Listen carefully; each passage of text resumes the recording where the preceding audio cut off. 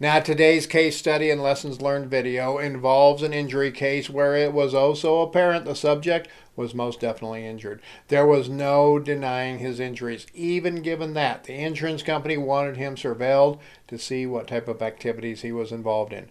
They had some intel that made them believe he was quite active, and you won't believe what I caught him doing at the beach. This case started out in a small little town out in the middle of nowhere. The subject resided in an apartment in a small apartment building in town.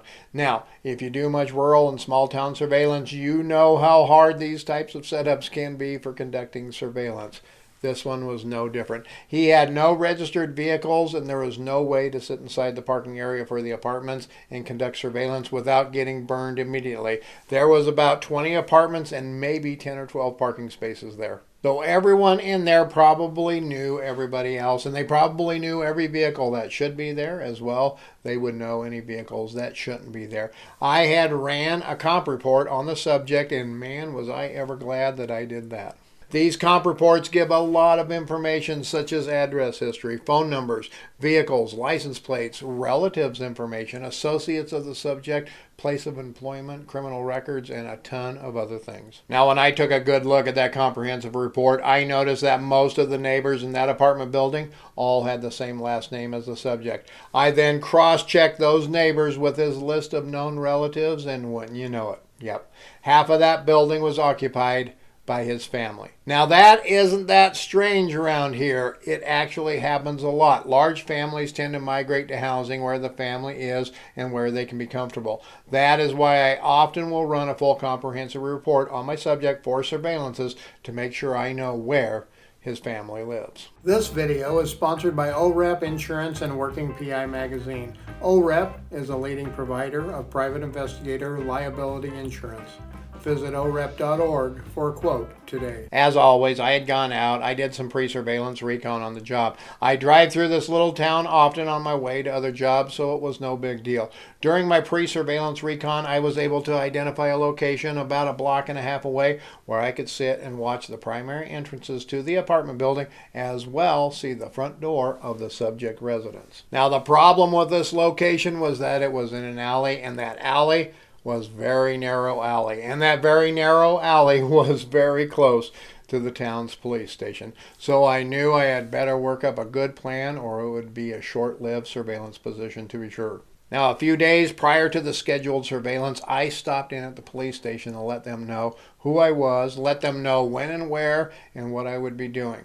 Much to my surprise, I was able to talk to the chief of police that day, and he was very interested in my case. You see, things get a little slow in these small towns, so anything besides catching speeders is always of interest to the local law enforcement. I ended up walking the streets with him and showing him where I was thinking of parking, and he was fine with it. In fact, he even told me what day of the week the trash truck would be coming through, so I could plan accordingly. He also showed me a few other potentially good places to park, which really helped me out a lot. Now, normally, I just call myself into the county sheriff dispatch when I go out on these rural town surveillances, but sometimes I just stop in and I have a chat with the local police, and man, was I ever happy I did it this time. That chief is still there today, and I know I can always call him or just stop in and talk with him whenever I'm in town doing work. Now, some PIs worry about the local police being related to the subject, but let me tell you a little secret. Most cops, big or small towns, do not live where they work. In fact, most cops, big or small towns, are not from the area that they work in. Now, when it comes to the sheriff's deputies, at least around here, most do not patrol the areas where they reside. That would be a little bit of a conflict if they're on a call and it happens to be in regards to a neighbor or a relative, so most try to avoid that. Now, I am not saying that never happens where a local law enforcement officer is related to the subject of an investigation, but from my experience, that has never happened to me, and when I started doing surveillance, you know what, I used to worry about that a lot too. You will more likely just run into situations in these rural areas where your subject just knows the local law enforcement due to the nature of the small communities. Now, I head out on day one of this case and I get set up in that alley and I wait and I wait and I wait some more. Now, I had called myself into the sheriff's dispatch like I usually do. I had also called the chief and I let him know I was there as planned. Now, after a few hours of surveillance, I saw several individuals go to my subject's apartment, knock, and then go inside. Then shortly after that, I see them all come out with my subject and they start walking towards the main road. I am like, here we go. The chase is on. Okay, the chase wasn't very long. They walked to the main street, then they walked about a block away and walked into a little restaurant. Yep, it was breakfast time. Now, given the fact that I was a stranger in this little burg, I wasn't going to go inside and eat. I just sat and grabbed what video I could through the windows at a distance. Now, when they left, they all walked to a nearby store. Then they came out and they went back over to the apartments. Not much else happened that day, except a few people coming and going from the subject's apartment. Now day 2 rolls around. The client wanted to get a weekday and a weekend day of surveillance, so day 2 was my weekend day. It was a nice, warm summer day. I didn't expect much to happen, but was I ever in for a big surprise. About 9 o'clock in the morning, I see 3 big pickups roll up and about a half a dozen guys get out. One of those pickups had a trailer with a huge boat attached.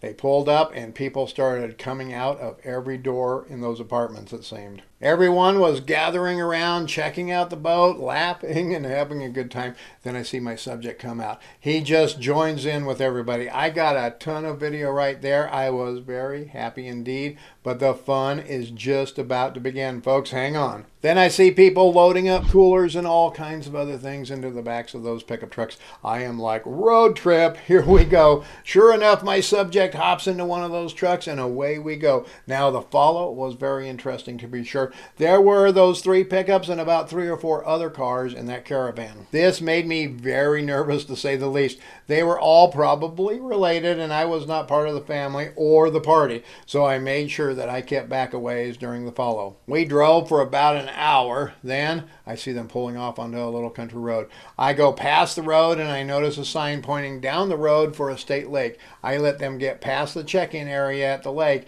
and then I head in. I went to the same drive-through. I made a joke about that big party ahead of me and I said, man, I don't want to try to fish around them, and I just laughed it up. Now the attendant was so kind.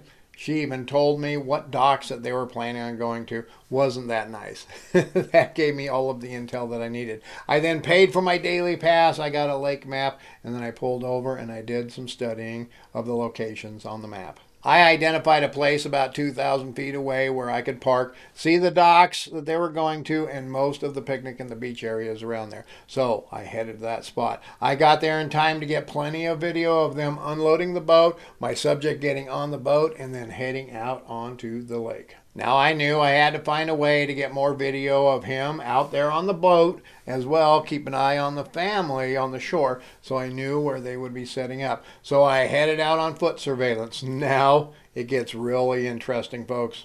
You see, folks, I usually go out on surveillance just wearing blue jeans and tennis shoes. I had no shorts with me. I had no flip-flops with me. I had no blanket, cooler, or anything else that you might take with you when you go out on the lake. There I was, walking across the sand dunes in my blue jeans, my sneakers, my ball cap, and my sunglasses. Believe me now, my bucket of goodies in my surveillance car has beach attire in it for sure. But then I was a little out of place. I found a place by the lakeshore where I could sit in the shade, and I had some rocks there that I could make a little stand out of and tuck my camera into those rocks and point it towards where the family was setting up over on the beach. I then used my secondary camera to shoot video of the boat when it would go by, and I got plenty of video of my subject out there enjoying the warm weather. Now the subject's injuries were burns on his face and upper body. He was in a pretty bad fire accident and he definitely got burned up pretty good. Not denying he was injured, but according to his doctors, he was supposed to be staying indoors, staying in air conditioning at a specified temperature, avoiding direct sunlight, avoiding dirt and dust to his injured areas, and a lot of other things. You see, the insurance company had a suspicion that he was not following doctor's orders, not doing what he was supposed to be doing, and prolonging the injuries and making the healing process not work properly. That day, I got about 3 hours of video of my subject out on the lake, in the boat, barbecuing food, playing volleyball, dodgeball, football, and everything else. My video was so good, there were times I was zoomed in on him and he hit the sand so hard that you could see the sand and the dirt and the dust flying up into his face. The client was ecstatic, to say the least. I got the case back several more times over several months, and it did appear that after they had confronted him with the evidence, he started taking care of himself better.